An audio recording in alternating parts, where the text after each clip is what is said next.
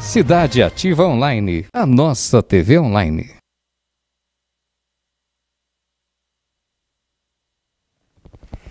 Boa noite, meu povo. Quarta-feira, 6 de setembro, véspera de feriadão. Eu aqui resfriado, aqui em São Paulo está bastante frio, mas estamos no ar. Sob o patrocínio da RB Marketing Político, vamos começar o nosso Direito do Povo, um programa que dá a oportunidade para vocês de fazerem uma pergunta de cunho jurídico, né? Algum problema que vocês eventualmente estejam preocupados, enfim, não sei o que eu faço, aí fica perguntando para vizinho, fica perguntando para parente, cada um tem uma opinião diferente, acabou não fazendo nada ou fazendo coisa errada, né? Então, este programa tem essa particularidade de dar a oportunidade das pessoas consultarem, enfim, um advogado. E alertando mais uma vez a todos que vocês têm, em todos os municípios de São Paulo, vocês têm a oportunidade de buscar o aconselhamento jurídico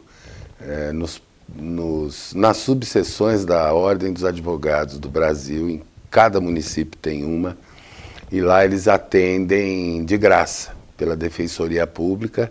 Há um convênio entre a Defensoria Pública do Estado de São Paulo e a OAB, a Ordem dos Advogados.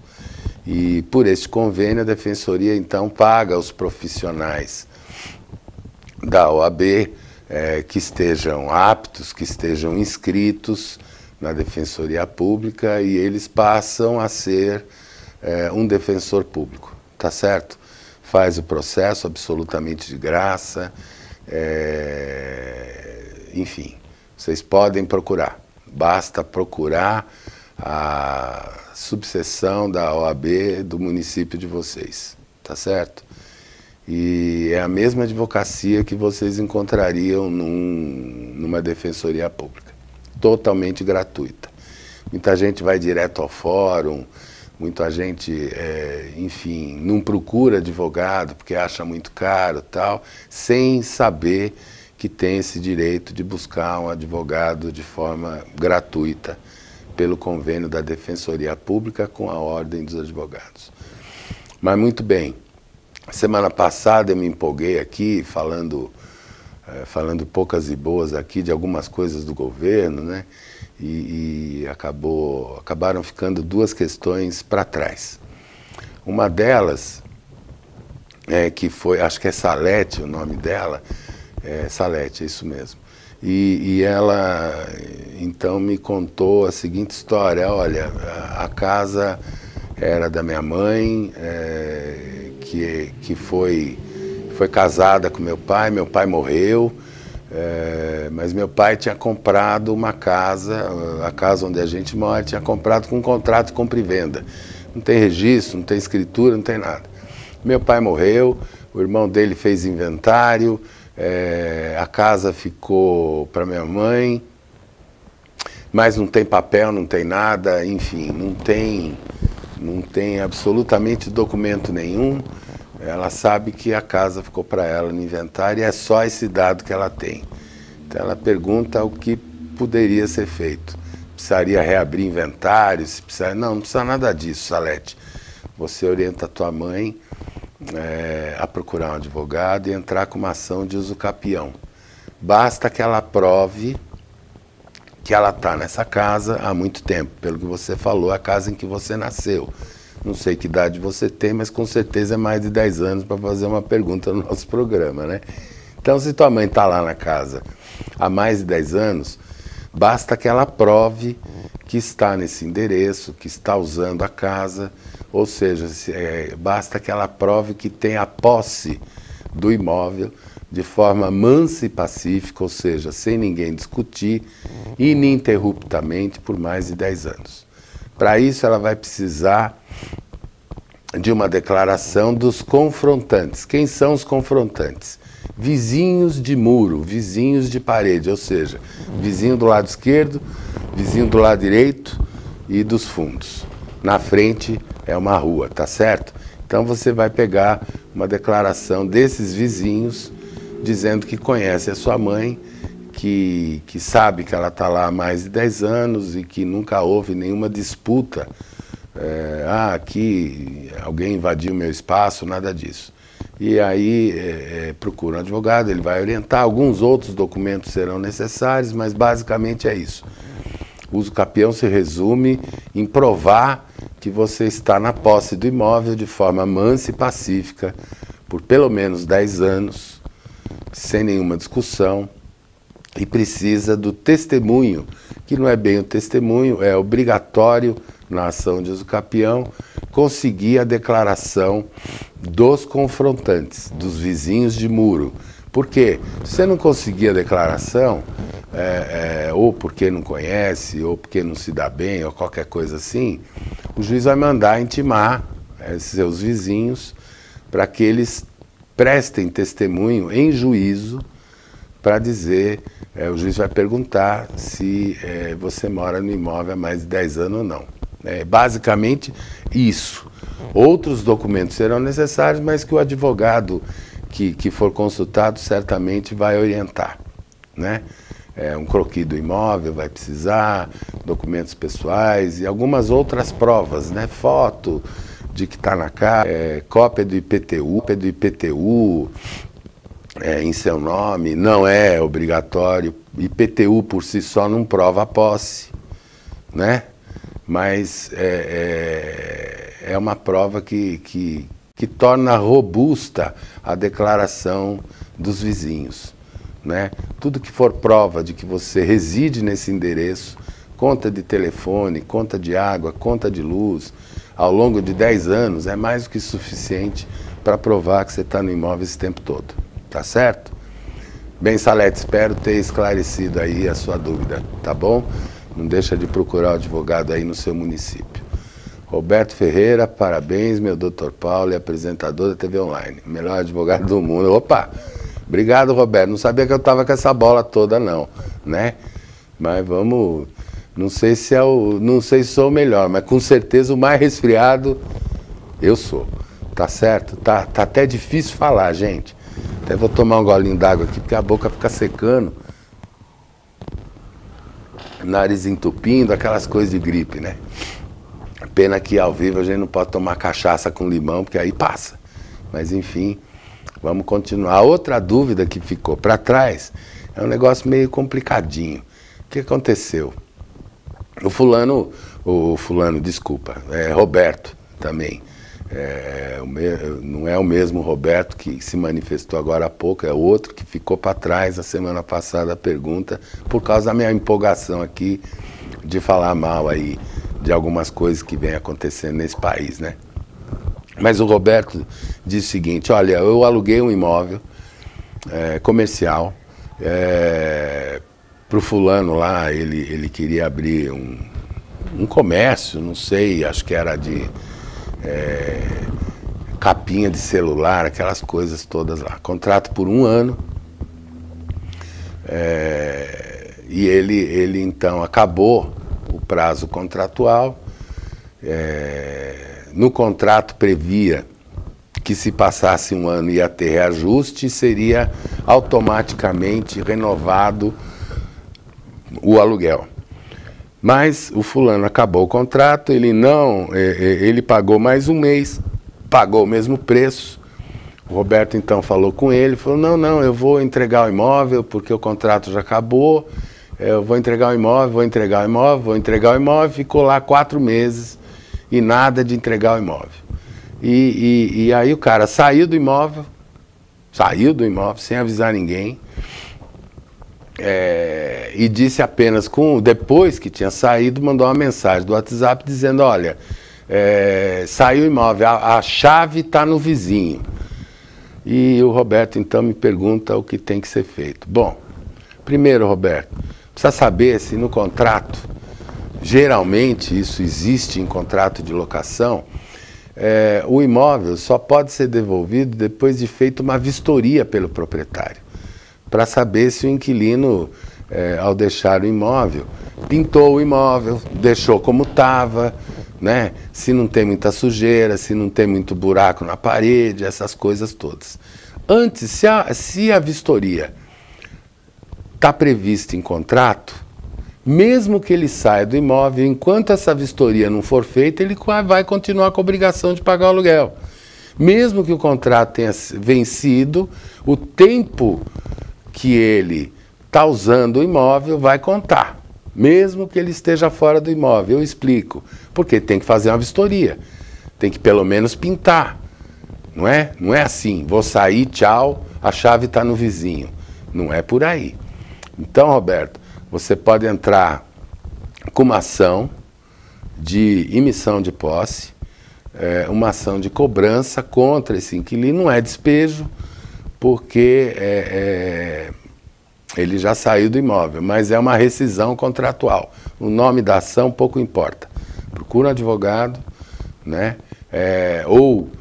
Liga para a gente aí, meu telefone 989512198, ou então pelo Instagram, Paulo Bonadies, que a gente orienta, tá certo? Vai ter que entrar com uma ação cobrando dele todo o tempo em que ele estiver, ainda que não esteja dentro do imóvel, estiver utilizando o imóvel, até que a vistoria seja feita e as reformas necessárias sejam feitas também às custas dele.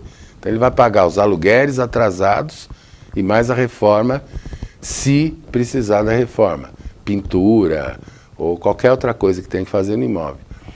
Porque caso ele quisesse entregar a chave, ele tinha que entregar diretamente para o proprietário com a aprovação da entrega das chaves.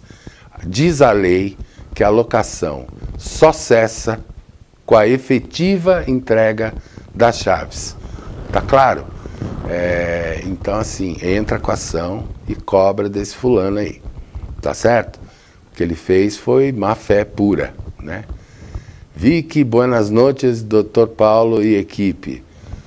Boa noite, Vicky. Muito bom te ver aqui outra vez, muito bom saber que você está assistindo assiduamente o nosso programa. Eu fico muito orgulhoso, viu, Vicky? Muito legal da sua parte estar nos visitando. Emanuela Bittencourt, programação muito top, doutor. Beijos de Taboão da Serra. Obrigado, Emanuela. Obrigado mesmo, de coração. Você também não é nova aqui, não é a primeira vez que você se manifesta, o que me deixa muito orgulhoso, sinal que alguma coisa de bom eu tenho falado aqui, ou que as pessoas têm enfim, recepcionado as minhas falações aqui. Stephanie Pereira, sempre acompanhando aqui de Portugal. Beijos, Dr. Paulo. Beijo para você, Stephanie Pereira, lá de Portugal. Muito bom ser ouvido aí da terrinha, muito bom você acompanhando o nosso programa. Como sempre, toda semana você se manifesta, isso me enche muito de orgulho, viu? Ellen Soares, boa noite, Dr. Paulo. Tenho uma amiga que cria adolescente de 13 anos, mas agora a mãe biológica quer ficar com ela, mas a filha não quer ficar com a mãe biológica.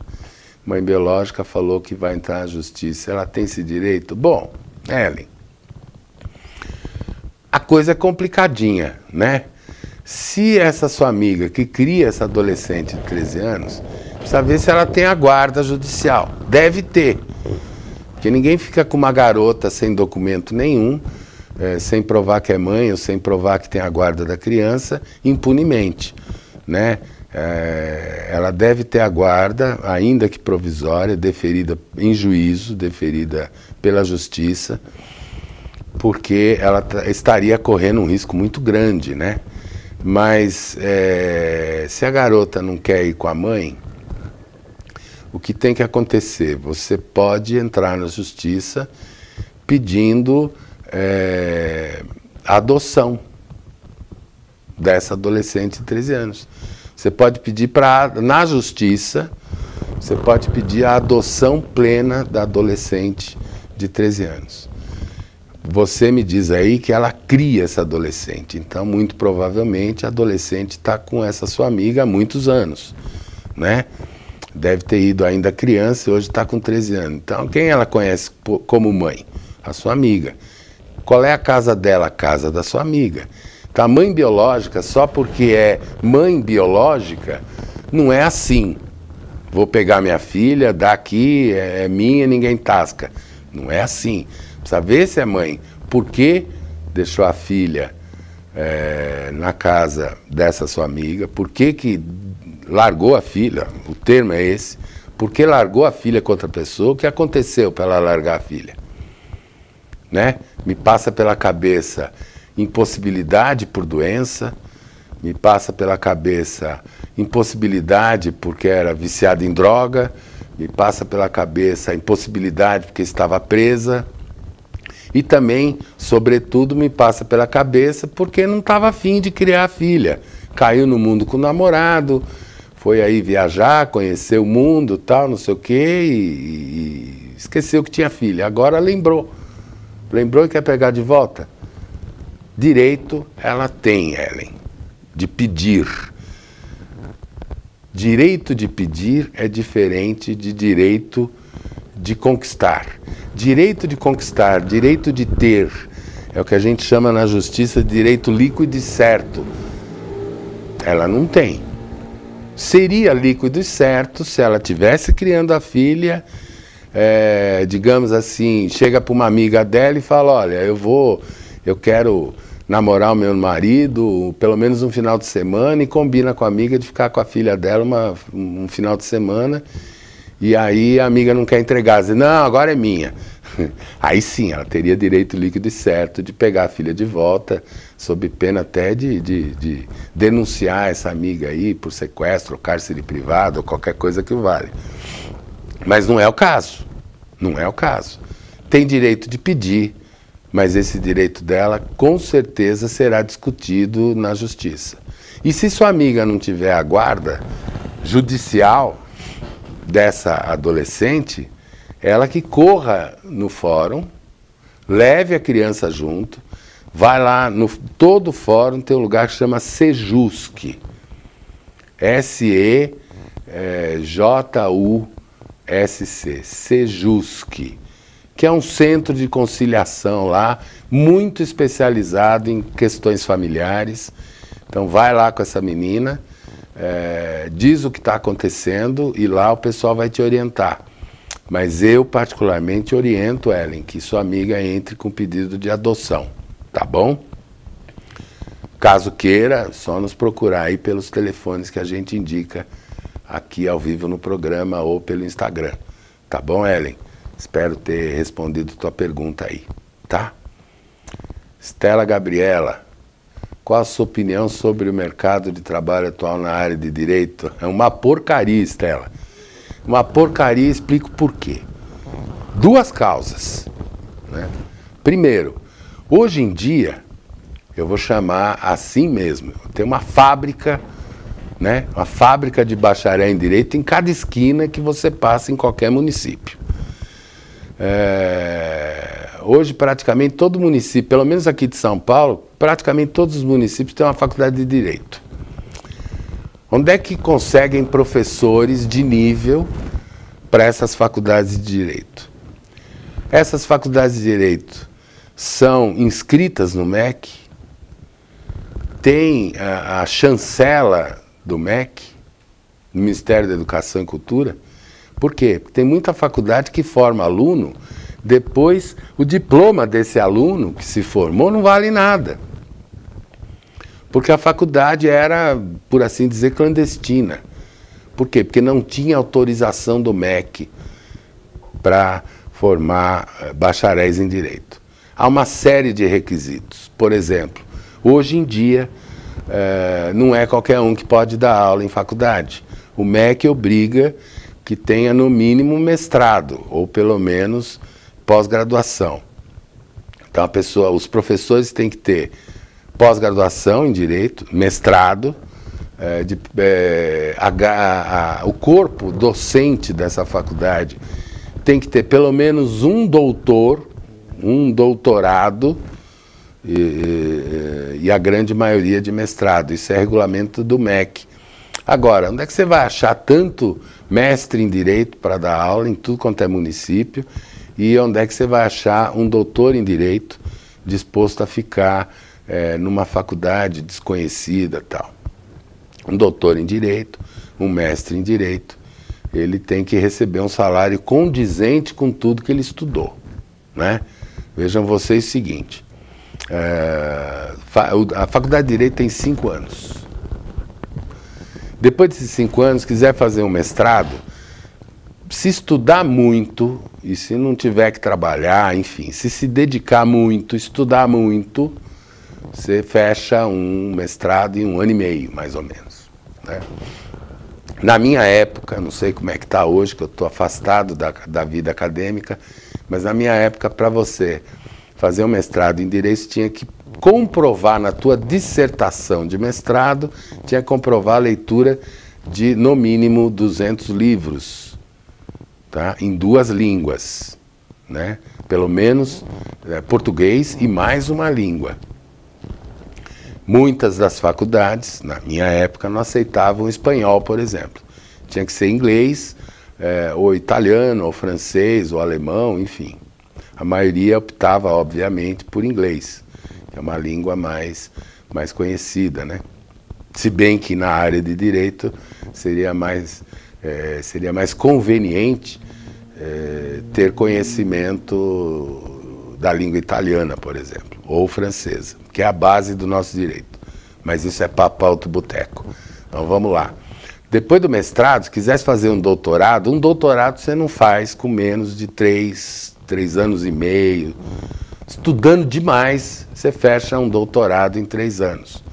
Na minha época, precisaria comprovar a leitura de no mínimo 400 livros, sendo que desses 400 livros, 20% deveria ser em 2 línguas estrangeiras. Além do português, 2 línguas estrangeiras. E o que significa comprovar a leitura de 400 livros? Que na tua tese de doutorado você mencione, né? Mencione a opinião de cada um desses 400 livros consultados, tá certo? Ou pelo menos mencione, olha, na opinião de fulano, isso, aquilo. Muito bem. Um profissional desse nível não vai se sujeitar a dar aula ou botar o nome dele numa faculdade que não esteja inscrita no MEC, não tem autorização do MEC. Mas muito bem, essa é a parte do corpo docente. Vamos falar do corpo discente, né? Dos alunos. O aluno vai para uma faculdade. O interesse da faculdade é receber a mensalidade, não é? E ter uma rotatividade grande. Então não interessa para as faculdades hoje em dia reprovar ou deixar de dependência um ou outro aluno, ou grande parte de um aluno, tal, do alunado em dependência, porque aí a pessoa não se forma, e aí toma vaga de pessoas novas, não tem rotatividade, enfim, essa é a política atual, passar o aluno de ano, tá certo? Bem, aí ele se forma. Ah, sou bacharel em Direito, fiz 5 anos de faculdade de Direito, beleza. Vai fazer exame da Ordem dos Advogados. E aí é um pente fino. Aí é um gargalo, tá certo? Tenho notícias de que de cada 100 alunos que prestam o exame da Ordem, né, só 10 conseguem a carteira da Ordem. Se não for menos, certo?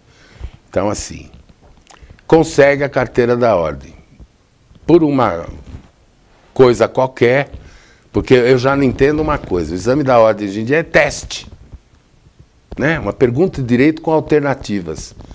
Ah, indique a certa, A, B, C, D. Que isso, gente? Estamos falando de direito, né? Assim, na ciência do direito não existe certo ou errado, né? Não existe verdadeiro ou falso. Na ciência do direito, o que existe é o verossímil e o inverossímil. A nossa lógica não é uma lógica cartesiana, tipo 2 mais 2 igual a 4. Não. A nossa lógica é uma lógica aristotélica. Tudo vai depender das circunstâncias, tudo vai depender da narrativa. É fácil de explicar. Olha só, tem essa xícara aqui.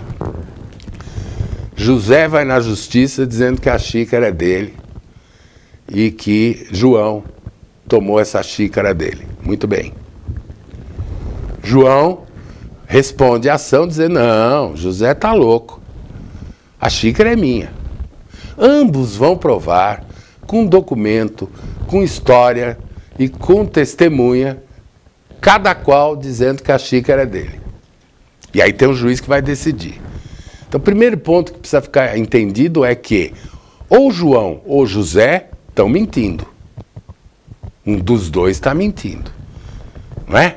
Os dois não são donos da mesma xícara. Aí o juiz vai decidir com base em quê? Com base nas provas que cada um apresentou e com base na história que cada um contou, ou seja, se a história do João, se a narrativa do João dizendo que a xícara é dele e por que ele entende que a xícara é dele, por causa disso, para comprovar o que eu estou falando tem o documento tal, tem a foto tal, tem a testemunha tal, enfim. A história que for para o juiz mais crível vai ganhar ação. Por isso que a gente diz que o que trata, né, uma ação de direito é o que é verossímil e inverossímil. Tá certo? Muito bem. Para que isso aconteça, Estela, o advogado precisa ter leitura, precisa ter vocabulário e precisa conhecer a ciência do direito. Mas ele sai da faculdade cru. Eu tenho visto petições de advogados recém-formados que são verdadeiros analfabetos funcionais, com carteira da Ordem dos Advogados do Brasil. Não sabe escrever. Eu já peguei petição que não dava sequer para detectar o que diabos ele estava pedindo nesta petição. E aí vai acontecer o quê? Esse fulano abre um escritorinho, sei lá, um escritório pequenininho, e nenhum demérito, porque todo advogado começa com um escritório pequenininho mesmo. Eu comecei assim também, tá certo? Aí, e vai a carta de cliente. Aí aparece lá, ele faz por qualquer tostão, ele precisa pôr comida no prato. Qualquer tostão. Então, digamos assim, uma causa que eu cobro 10, 15 mil, ele vai cobrar R$500. Que tipo de qualidade nós podemos esperar de um profissional desse? Pergunto se ele tem livro no escritório. Não tem. Pergunto se ele tem código no escritório. Pelo menos o código. Não tem. Ele tem um livrão dessa grossura aqui, que ele comprou há 2 anos atrás, chamado Vademecum do Direito. O que é o Vademecum do Direito? É um livrão que tem Constituição, Código Civil, Código de Processo Civil, Código Penal, Código de Processo Penal, enfim, Código de Direito do Consumidor, CLT, né, Consolidação das Leis Trabalhistas e por aí vai. E mais as leis mais importantes. E ele vai consultar as letrinhas lá quando lembra de consultar. Ele faz de qualquer forma. O interesse dele é ganhar os R$500. E aí o que acontece? Ele olha pela janela e vê outro advogado, concorrente dele. Então, advogado, o mercado de trabalho para advogado é uma porcaria, por quê? Primeiro, como tem muito advogado no mercado, e como tem muito estudante de direito no mercado, é muito difícil para o advogado mais novo, recém-formado, e para o estudante de direito, conseguir um emprego num grande escritório de advocacia. O grande escritório de advocacia está sempre contratando e sempre precisando de advogados júniores ou trainees, ou estagiários de direito. Só que eles querem o quê? Procedência. Eles querem, além da entrevista com o candidato, a primeira coisa que impede o candidato de ser entrevistado é onde ele se formou. Que faculdade? Aí olha, eles falam, mas que faculdade é essa que eu nunca ouvi falar?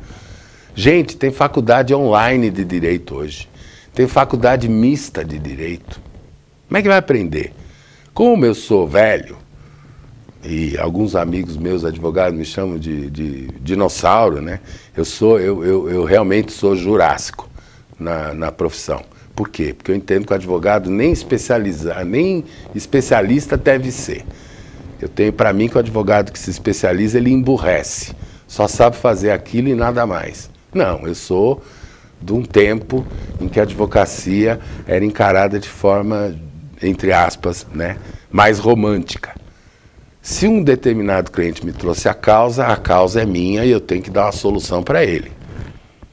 Independentemente da área, se a área é criminal, se a área é tributária, se eu aceitei a causa, problema meu. Eu tenho que ir buscar uma solução para esse cliente. Agora, que faculdade esse fulano que está buscando emprego tem? Da onde ele veio? Qual a procedência dessa faculdade? Essa faculdade é reconhecida pelo MEC, né?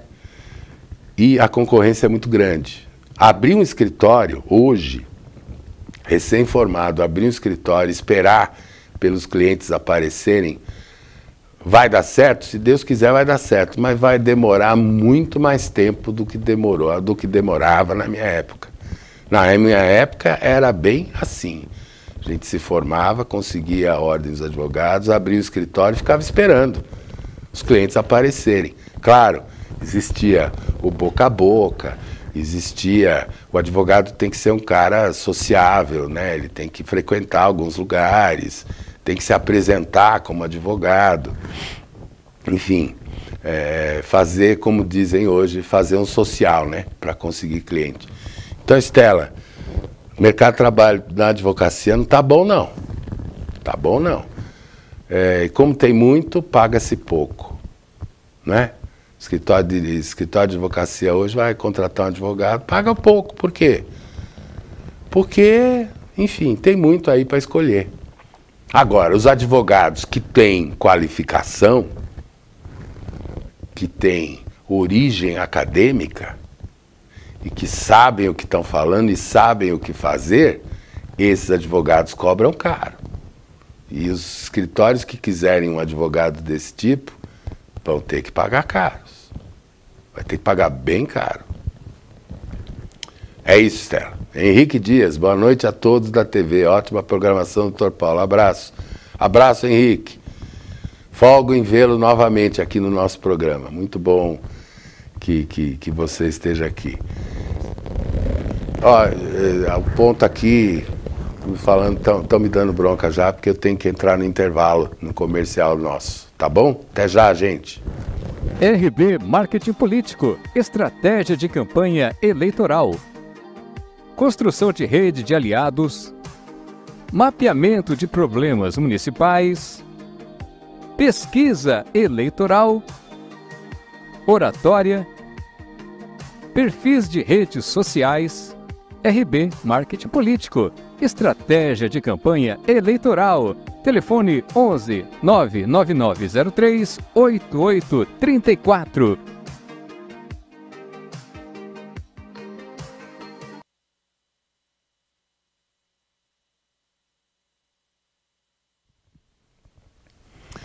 Estamos aqui de volta com o programa Direito do Povo, sob o patrocínio de RB Marketing Político, que é quem nos suporta aqui, né, nesse programa.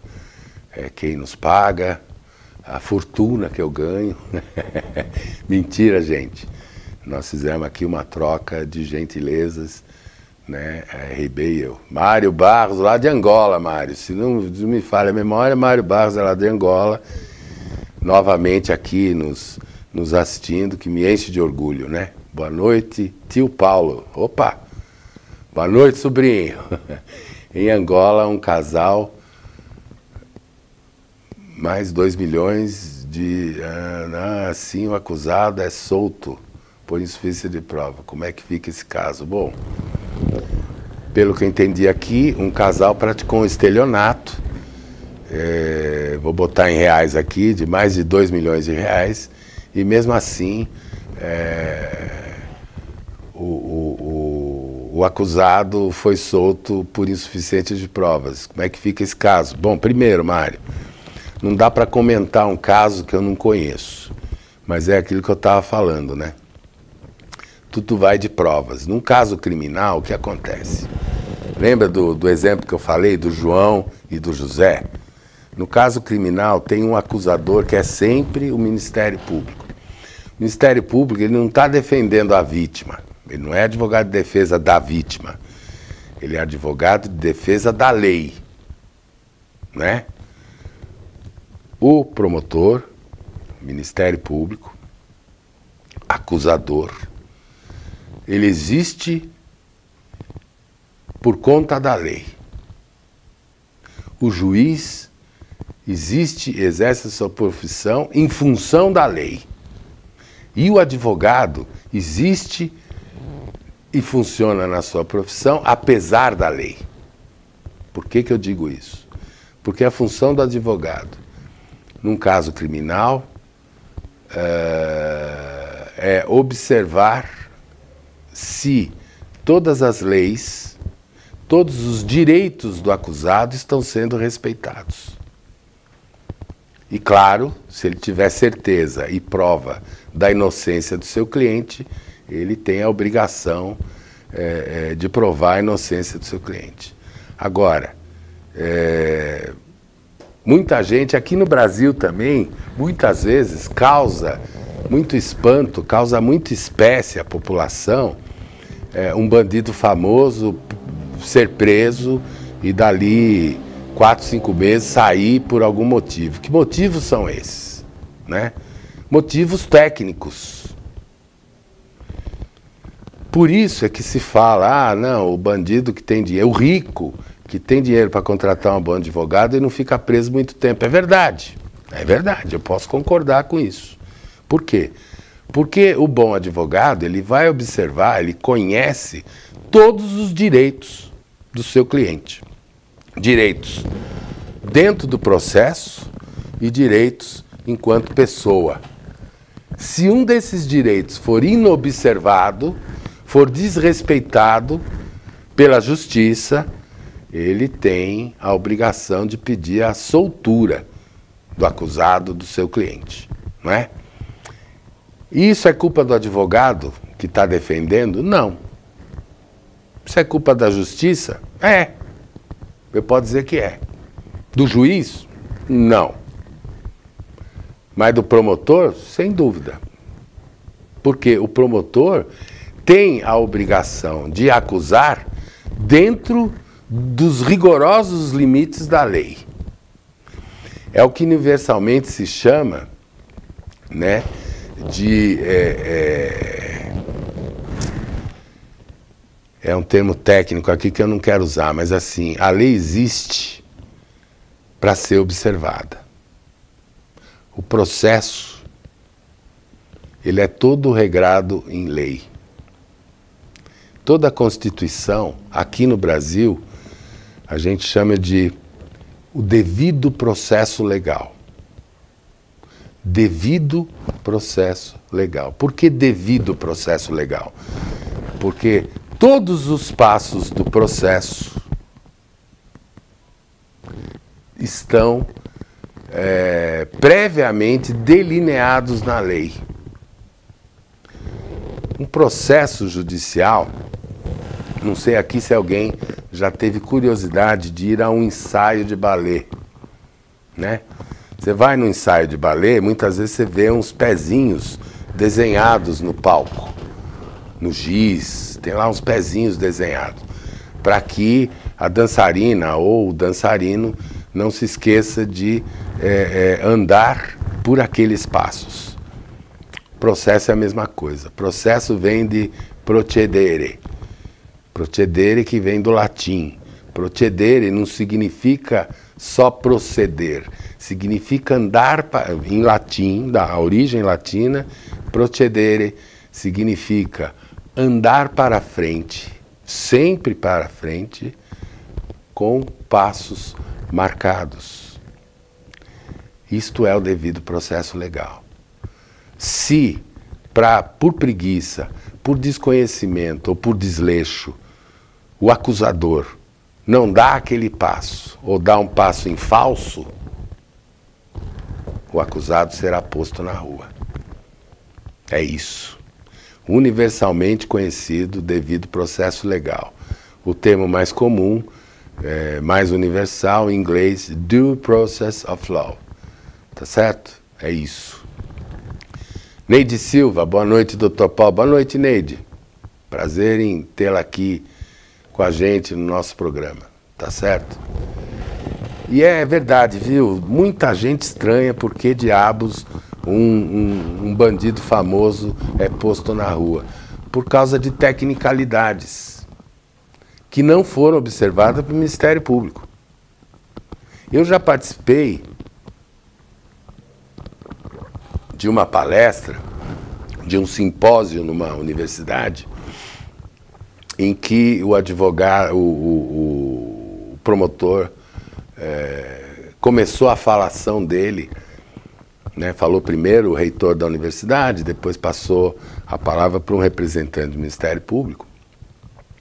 Não, primeiro quem falou foi um juiz, né? Depois falou um representante do Ministério Público, e ele disse mais ou menos esta frase assim, ó: a gente faz, aí vem o advogado e estraga tudo. Como assim? Eu fui obrigado a objetar, fui obrigado a bater na mesa, literalmente, dizer, não, o advogado não estraga nada, não. Você que não trabalhou direito. O advogado está lá para observar os direitos, se os direitos do cliente dele estão sendo observados. Se você não observou, não fui eu ou o advogado que estragou o teu trabalho, não. Foi o teu trabalho que estava mal feito. É bem por aí. E essa compreensão é difícil chegar no povo. É difícil que o povo tenha essa compreensão. É verdade que algumas decisões judiciais deixam a gente meio perplexo, né? Tem decisões pipocando por aí, aqui no Brasil mesmo, que não dá para entender. Né? Rebeca Vargas. Que bom que alguém se manifestou aqui, porque eu já ia falar mal de um trem que aconteceu hoje aqui, mas enfim. Rebeca Vargas, boa noite, doutor Paulo. Você é um ótimo advogado. Obrigado, Rebeca. Obrigado. Que bom. É bom ter um elogio a essa altura do campeonato. Né? Mas assim, eu não queria... A Lúcia Muso. Ô, Lúcia, tudo bem, querida? De novo, nós por aqui, eu e você. Boa noite. Fico muito contente, Lúcia, de você nos acompanhar aqui, viu? Abraço para você também. Um beijo. Eu não queria falar não, mas vou falar. Tá certo? Hoje pipocou a notícia de uma decisão que o ministro Toffoli, do Supremo Tribunal Federal, mandou anular todos os processos que foram baseados no acordo de leniência da Odebrecht, da construtora Odebrecht. Chegou a dizer que a prisão do presidente Lula foi um escândalo, um dos erros judiciais mais clamorosos desse país, tal, não sei o quê. Primeiro, a meu ver, é uma decisão absolutamente descabida, né, que extrapolou os limites do pedido.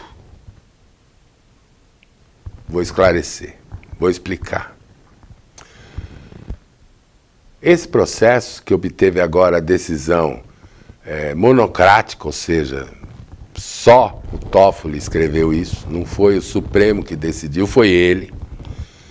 A defesa do presidente Lula, do réu Lula, na época, reclamava o seguinte: olha, eu quero ver tal prova e eu não consigo acessar essa prova.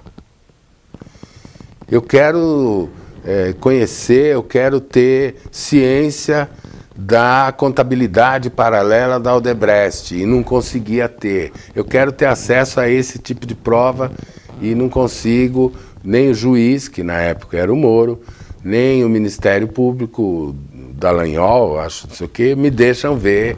Muito bem. Isto pode? Isto não pode.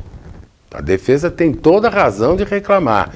Tanto é que essa ação chama-se reclamação. Reclamou, dizendo: o meu direito de defesa e o direito do meu cliente não está sendo observado. Isto foi verdade? Foi. Aparentemente foi. Mas aí veja, primeiro, a prisão do Lula não foi causada pela denúncia, pelo acordo de leniência da Odebrecht. Não foi. A prisão do Lula foi causada por conta do triplex, né? Como é que chama? Aqueles apartamentos de quarto, sala, cozinha, banheiro, do mesmo cômodo. Aquela kitnet de 3 andares que o Lula nunca admitiu que tenha sido dele. Embora o mundo inteiro saiba que tenha sido dele, né? Ele foi preso por causa dali. Não teve nada a ver com o Odebrecht. Então acho que o Toffoli, que por sinal está no Supremo Tribunal Federal, porque foi escolhido pelo então presidente da República, o Lula, não me lembro se no primeiro ou segundo mandato do Lula, quem escolheu o Toffoli para o Supremo Tribunal Federal foi o Lula. E o Toffoli era advogado eleitoral do Lula. Começa aí o negócio. Segundo, me parece, vejam, vocês viram o pedido, né? O pedido era uma reclamação, eu quero ver tal prova, e o juiz e o promotor não deixam. E eu tenho esse direito, é verdade, ele tem esse direito. Agora, devia o julgador limitar-se a responder apenas o que foi requerido. O que ultrapassar disso, o que extrapolar os limites do pedido, ou daquilo que foi pedido, fica por conta da discricionariedade do magistrado. E digo mais, pode até anular a sentença. Uma sentença ultra petita, como a gente chama. Ou seja, ultrapassou os limites daquilo que foi pedido. Entendeu? Enfim, eu não li inteira a decisão, eu li partes da decisão, as partes escandalosas dessa decisão. Então, nem tanto ao céu, nem tanto à terra, gente. Faz de conta, por essa decisão, faz de conta que não teve corrupção no Brasil. Faz de conta que nada existiu. Faz de conta que a Odebrecht não devolveu dinheiro, que um monte de empresa não devolveu dinheiro. Faz de conta que a Petrobras não foi lesada. Não é? Estamos num país que faz de conta, né? Em vez de Brasil, Alice no País das Maravilhas. É mais ou menos isso. Bruno de Lúcio, boa noite, doutor Paulo. Parabéns pela programação. Abraço para você, Bruno. Bom vê-lo aqui novamente no nosso programa. Então, gente, assim, eu vou ficar quietinho. Vou calar minha boca aqui, porque senão daqui a pouco vai ter petista doido da vida comigo aqui. Porque tem petista que é como corintiano, como flamenguista, como torcedor de time de futebol. É assim, né? Quer dizer, é fanático. Né? Fanático. Vamos lá. Mas enfim. Tá bom, vai, gente. Maria Nunes. Preciso de um advogado na audiência de custódia. Olha, Maria, é obrigatório? Não. É bom? É bom. É bom ter. É bom ter. Mas não se preocupe, porque se for obrigatório, dependendo do caso aí, se for obrigatório, o juiz vai nomear um advogado chamado advogado ad hoc, né? Um advogado que ela olha no corredor assim, a juiz ou o juiz, né? Olha no corredor, vê um advogado e fala, doutor, vem cá, vem fazer um favor para mim aqui, senta aí, você vai ser advogado da Maria Nunes aqui nessa audiência de custódia. Entendeu? E o advogado é obrigado a aceitar, obrigado a ficar quieto e comparecer. Tá certo? É isso, Maria. Espero ter esclarecido aí. Né? Não é obrigatório, mas é bom ter. Tá certo? Jaqueline Gomes, boa noite, doutor Paulo. Ótima programação, abraços de Portugal. Ô, Jaqueline, bom saber que tem mais uma na terrinha aí mandando abraço. Eu que mando abraço para vocês aí, viu? Ver se vocês estão num calorzinho gostoso aí, né? A gente aqui tá morrendo de frio hoje, viu? Parece que amanhã vai esquentar e tá tudo louco aqui, né? 2 dias com frio, o resto em pleno inverno aqui a gente já teve 31 graus na cidade de São Paulo. Traves, novamente Trazes, bom te ver aqui de novo. Excelente trabalho para si, que continues a nos despertar. Obrigado, Traves, muito bom saber que tem aí um povo de Angola nos seguindo, nos assistindo. Eu tenho muito orgulho de estar sendo ouvido e visto por pessoas da língua portuguesa. Não vou aqui dizer no mundo inteiro, porque até agora eu só vi Portugal, Angola, da língua portuguesa, pessoas se manifestando do Chile e da Argentina, né? Até agora eu vi isso, mas é muito bom a gente saber que esse programa ultrapassa os limites da fronteira brasileira, né? Eu não sei se adianta muito, porque, enfim, as leis brasileiras servem para os brasileiros, né? Cada país tem a sua lei aí, a sua Constituição, mas a ciência do direito, gente, é universal. Embora o advogado, os juízes, o Ministério Público estejam restritos a utilizar a ciência do direito segundo as leis do seu próprio país, a ciência do direito, a ciência que tem como objeto o ser humano, porque é disso que se trata, o objeto da ciência do direito é o ser humano. Não existe outro, tá? Ah, não, mas existe o direito constitucional, existe o direito tributário, existe o direito disso, o direito daquilo, existe tudo isso. Acima disso tudo, dessas espécies, né, existe o direito. Ciência do direito, ela é universal. O direito nasce com o homem, tá certo? Eu vou deixar aqui, já está acabando o programa, eu vou deixar uma frase para vocês pensarem. Uma frase de um dos maiores juristas que este país já teve, Clóvis Bevilacqua. Não, desculpa, gente, burro que eu sou. Rui Barbosa. Ele dizia o seguinte: o direito prescinde da lei, porque esta é efêmera enquanto aquele é perene. O que ele quis dizer com isso? Que o direito não se modifica, o que se modifica é a lei. Então, se você tem um direito, você nasceu com ele e brigue por ele, independentemente do que a lei diz.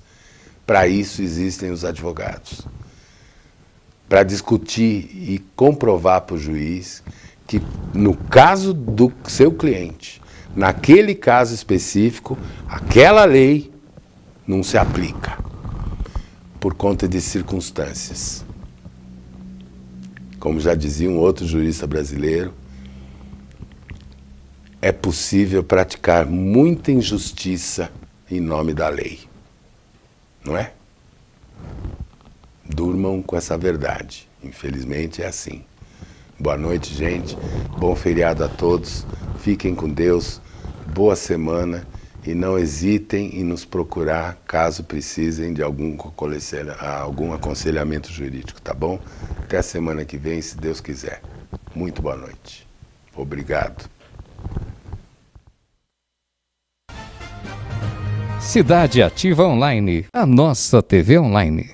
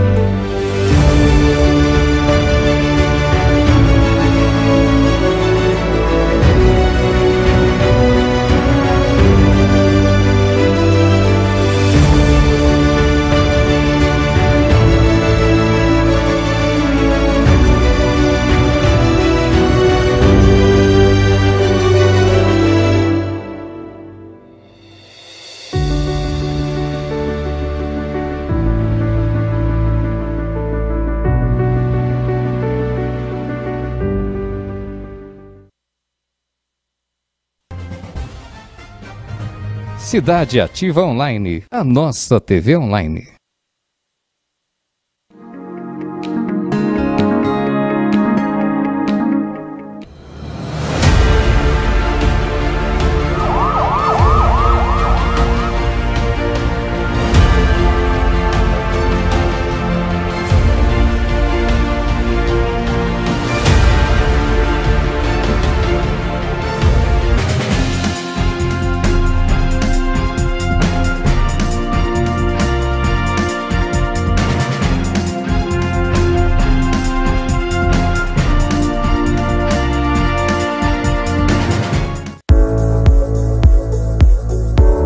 Meu nome é Paulo Bonadias, eu sou advogado militante há 43 anos. A grande maioria tem muito pouco.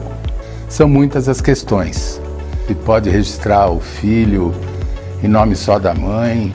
Essa burocracia aqui no Brasil tem que terminar. A hora do sucesso. John Lennon de outras estradas, Easy Rider, Dúvida e Eclipse, São Tomé das Letras. Olá pessoal do Japão Show! Estamos trazendo o Japão mais perto de vocês. Arigatou gozaimasu. Yoroshiku onegai itashimasu. Então vem, eu tô apaixonado, eu tô desesperado, pensando em você.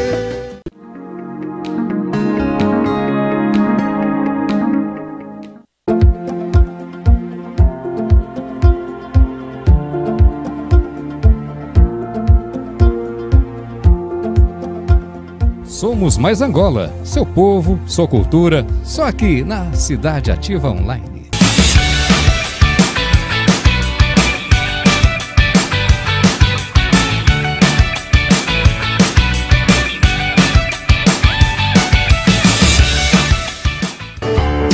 Well, it's the one to the preacher. Let me say how you do. Leave me. Eu agradeço mais uma vez essa oportunidade.